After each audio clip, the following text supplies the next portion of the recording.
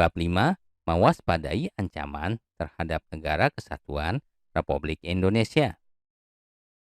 A. Menelaah ancaman terhadap integrasi nasional.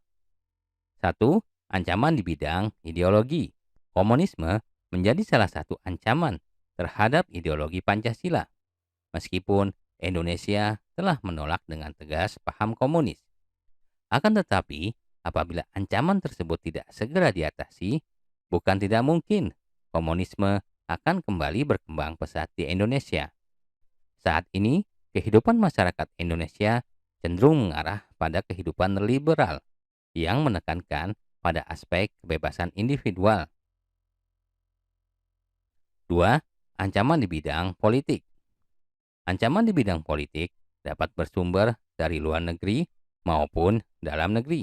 Dari luar negeri, ancaman di bidang politik dilakukan oleh suatu negara dengan melakukan tekanan politik terhadap Indonesia. Intimidasi, provokasi, atau blokade politik merupakan bentuk ancaman non-militer berdimensi politik yang seringkali digunakan oleh pihak-pihak lain untuk menekan negara lain.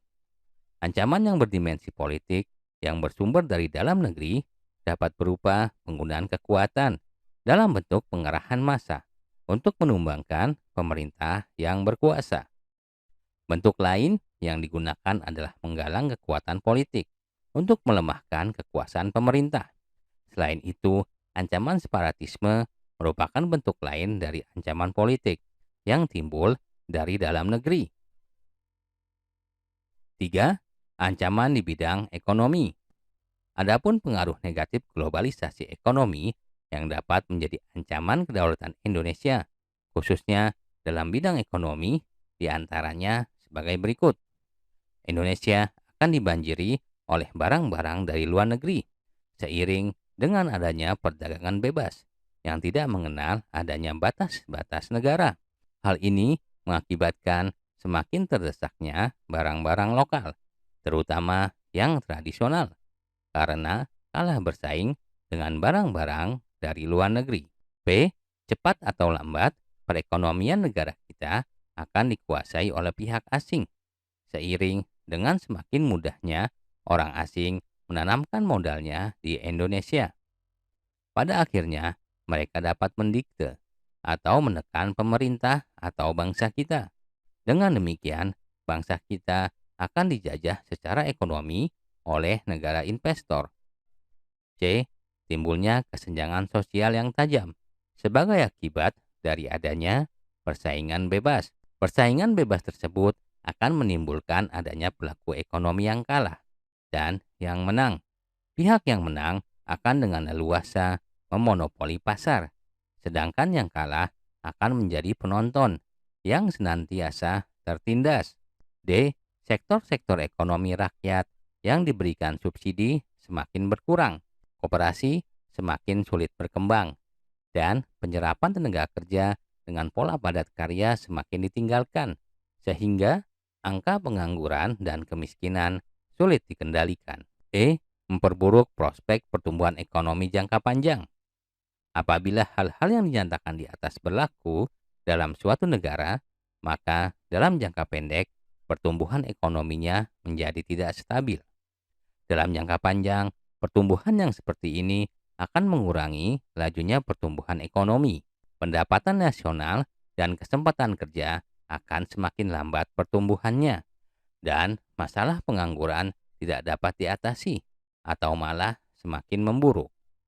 Pada akhirnya, apabila globalisasi menimbulkan efek buruk kepada prospek pertumbuhan ekonomi jangka panjang suatu negara, distribusi pendapatan menjadi semakin tidak adil, dan masalah sosial ekonomi masyarakat semakin bertambah buruk.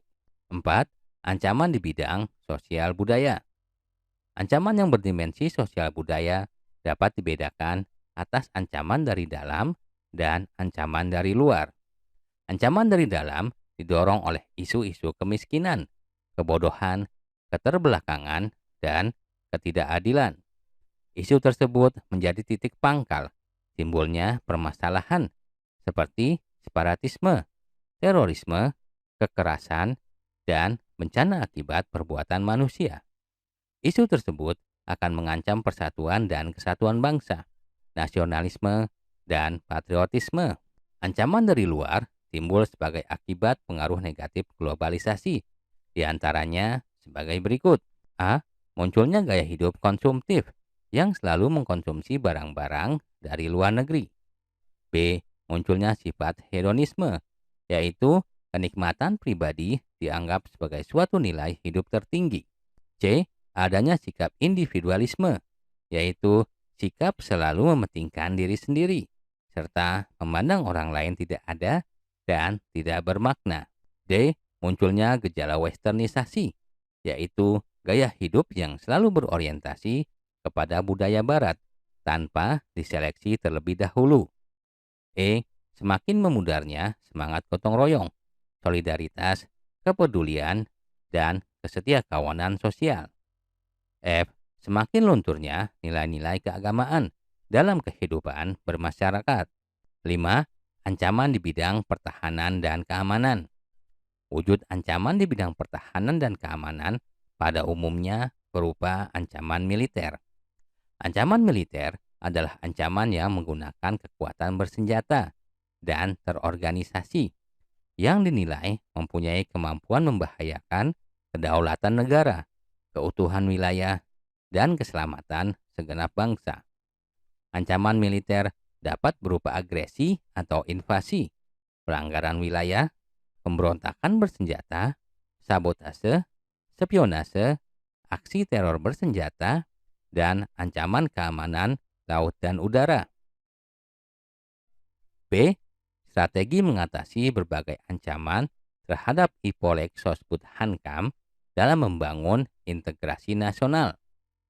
1.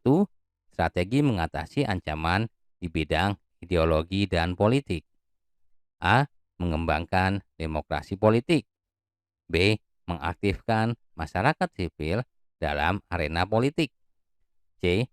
Mengadakan reformasi lembaga-lembaga politik agar menjalankan fungsi dan peranannya secara baik dan benar. D.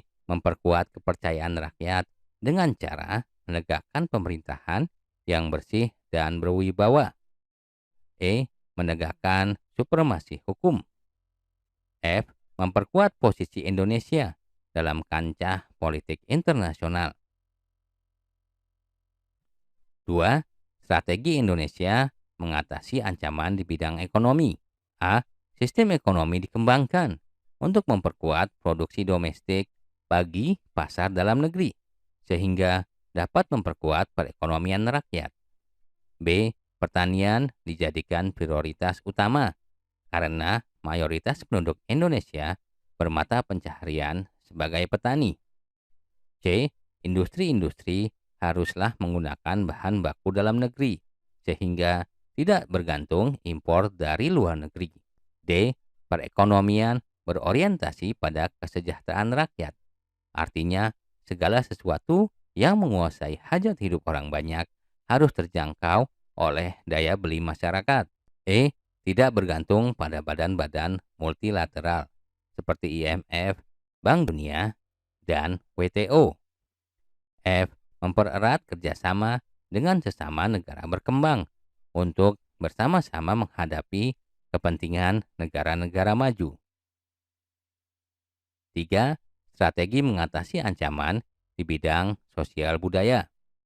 Dalam menghadapi pengaruh dari luar yang dapat membahayakan kelangsungan hidup sosial budaya, bangsa Indonesia berusaha memelihara keseimbangan dan keselarasan fundamental, yaitu keseimbangan antara manusia dengan alam semesta, manusia dengan masyarakat, manusia dengan Tuhan, keseimbangan kemajuan lahir dan kesejahteraan batin.